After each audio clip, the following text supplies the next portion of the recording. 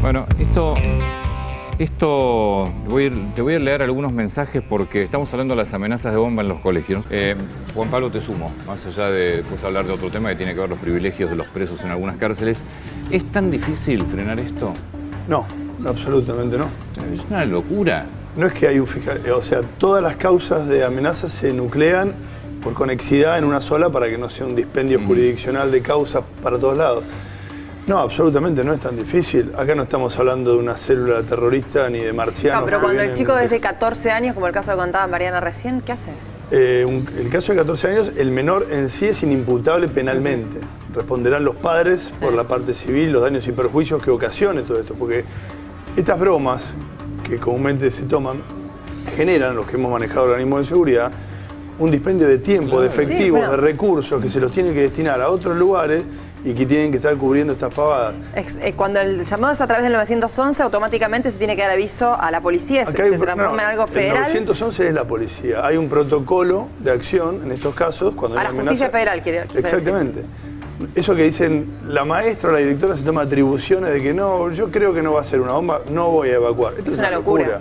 El protocolo tiene que evacuar absolutamente todo, porque no es quien la directora para poner en riesgo. En todo caso lo va a decidir un fiscal federal. Además, imagínate si vos sos el padre de un chico que la directora decidió no evacuar cuando es algo que no le compete. Tiene para acomodar un pizarrón o ver qué materias se van a tocar en un colegio, pero no puede bajo ningún punto de vista tomarse atribuciones judiciales. Cuando tenés 5 o 6 amenazas todos los días en una zona o más, colegios que todos los días tienen amenazas y que la semana pasada, por ejemplo, 3 o 4 días no han dado clase porque empiezan y las tienen...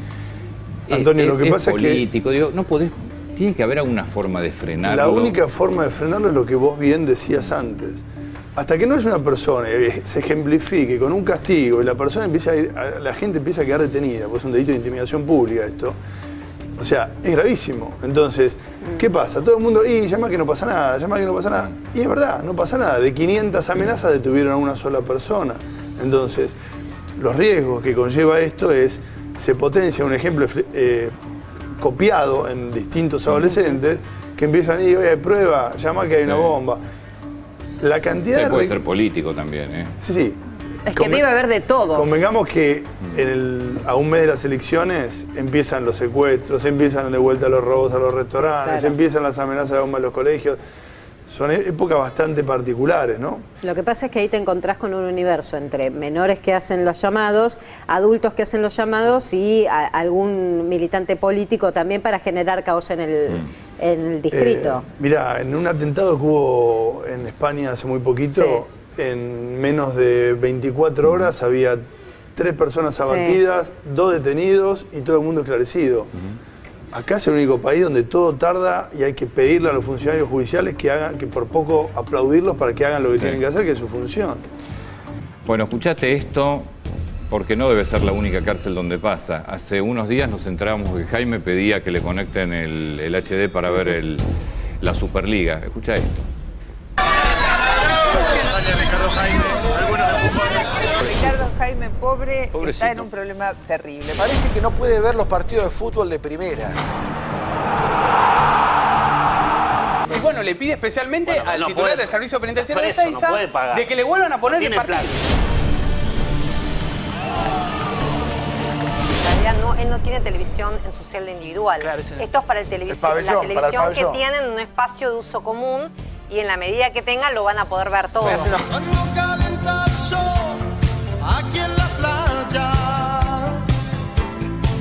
Mirá este título: escándalo en Santa Fe, presos con pileta en la cárcel más grande de la provincia. La idea es que los presos, o algunos de ellos, los que tienen buena conducta, puedan armar su pileta de lona en el penal. ¿Pero que era pelo pincho la pileta? Sí. De todas maneras, a ver, las cárceles en esos lugares deben ser sumamente calurosas, no creo que tengan ningún sistema para refrescarse. En el sentido de que la pileta tenía como función mitigar los efectos del calor. Me gusta la palabra mitigar. Mitigar. Mitigar es fantástico. Mitigar.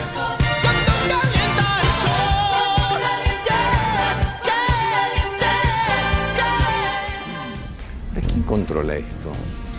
¿Quién controla? A ver, ¿vamos a hablar en serio? Sí. ¿A fondo? Sí. Dale.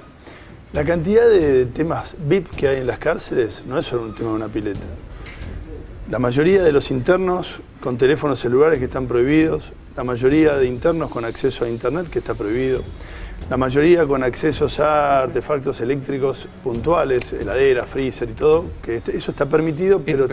¿Esos son los presos VIP o estás hablando de...? Pabellones comunes. Ahora, mucha gente, la persona que tiene plata y cae detenida, el servicio penitenciario es un festín, porque dicen bienvenido, te ponen la alfombra roja porque saben que los beneficios que vas a tener, los vas a tener que pagar. Pero todo eso que vos estás contando, sumado a las drogas, que también forman parte de esos beneficios muchas veces dentro de los penales, me parece que me hace mucho más ruido que el tema de la pileta, o la piletita esa de lona, cuando realmente en los penales argentinos hay hacinamientos, hay mucha más gente de la que tiene que haber, las temperaturas deben ser altísimas en el verano, digo. Mira, Caro, la pileta, ¿sabes por qué saltó este tema? Ahora lo blanquea el tema de la provincia de Santa Fe, porque cuando arrancó sacaron 2 fotos y salen 2 internos mostrando la pileta, fueron sancionados, el resto, y no les quedó otra que ahora decir, no, las piletas era un plan piloto para probar. Todo este tipo de beneficios en los penales se pagan.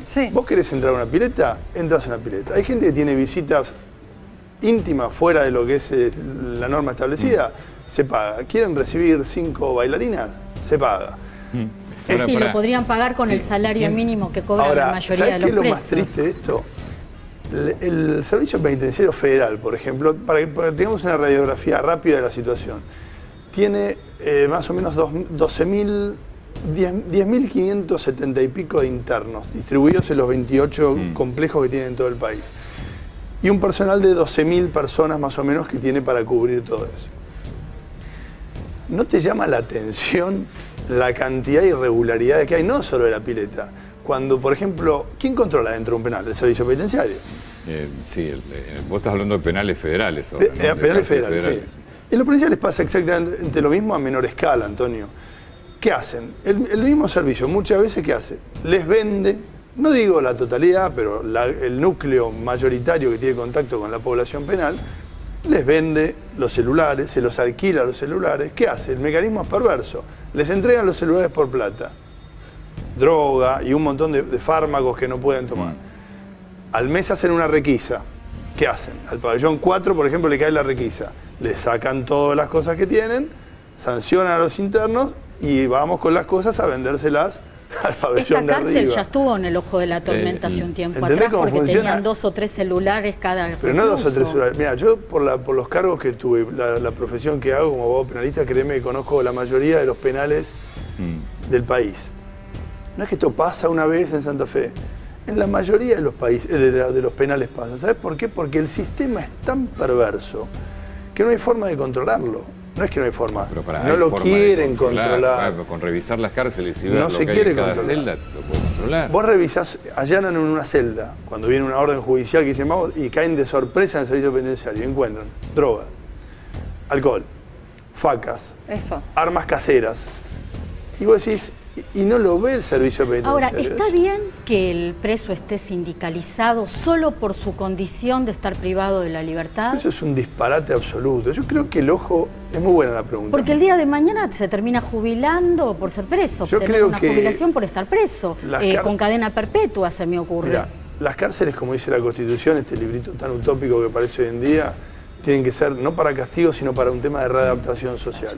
Si eso funcionara, como pasa en otros países más evolucionados, los internos que están privados de su libertad porque han cometido algún tipo de delitos, estudian, se forman y le devuelven a la sociedad algo. La pregunta es, ¿por qué esa gente no trabaja? Vos sabés que antiguamente los condenados a reclusión, por ejemplo, que es una de las penas que prevé el Código Penal, tenés 2 penas privativas de la libertad, la prisión y la reclusión. La diferencia radica básicamente en que antiguamente la reclusión incluía trabajos obligatorios. Hoy solamente la diferencia es que se computa la reclusión, interfiere para contabilizar los años para pedir beneficios. Pero hay una respuesta a eso. El 30% de los presos no cumple con una actividad laboral porque los cupos laborales en la Argentina no alcanzan. Hay más presos que ocupan los cupos laborales. Es mucho más el número. De la mayoría de la gente que está detenida, casi el 70% no trabaja. Un horror. Entonces, si cobran un sueldo igual. Claro, ahí viene el tema. 8.860 pesos. Un preso, y ahí va el graf, un preso hoy cobra más que un jubilado. O sea, una persona que delinquió, mató y está privada de su libertad, en vez de readaptarse socialmente con trabajo, con estudio, pero más que nada con trabajo, ¿por qué no hacen obra pública? Pues se le acabaría el negocio a un montón de empresarios que hacen mucha fortuna con esto. Si el preso no hace nada, ¿por qué no lo ponen a trabajar en beneficio y que devuelva de esa forma a la sociedad el daño que causó? Qué bárbaro. O sea, cobra más que un jubilado. Un preso cobra más que un jubilado. 8.860 contra 7.246 no solo pesos eso, que cobra un tiene jubilado. beneficios insólitos. Y guarda que lo vayas a decirles algo. Vos sabés que los pabellones los manejan ellos. ¿Sabés por qué? Porque cualquier problema que hay, si te toman un pabellón, al jefe del penal saben que lo pasan a disponibilidad preventiva. Entonces, ¿qué hacen? Te dicen, ojo que te tomo el penal. No me tomes no me vengas a molestar a mí, a la gente mía, porque te tomamos el penal y vos pasas a disponibilidad preventiva. Nosotros ya estamos jugados. Entonces, la persona pasa a ser rehén. El sistema pasa a ser rehén de los propios internos. Acá tiene que haber un servicio que, ajeno a todos los temas de corrupción, ¿vos sabés cuánto gasta, por ejemplo, un servicio penitenciario federal por interno? ¿Tenés idea? ¿Y 20, 30 mil pesos? 30 mil pesos. Casi 40 mil pesos por cada uno. Eso en proporcional a comida, salud, que obviamente no se ve. Eso es presupuesto del servicio penitenciario dividido cantidad de internos. Dividido cantidad de internos mensual. O sea, nosotros, todos los que estamos acá, personas de bien, estamos pagándole 40 mil pesos por mes para que esta gente, por ejemplo, cuando tenga calor, se ponga una pelo pincho en la casa y se dé un chapuzón. Es triste. Muchas gracias por la visita. Por favor. Gracias.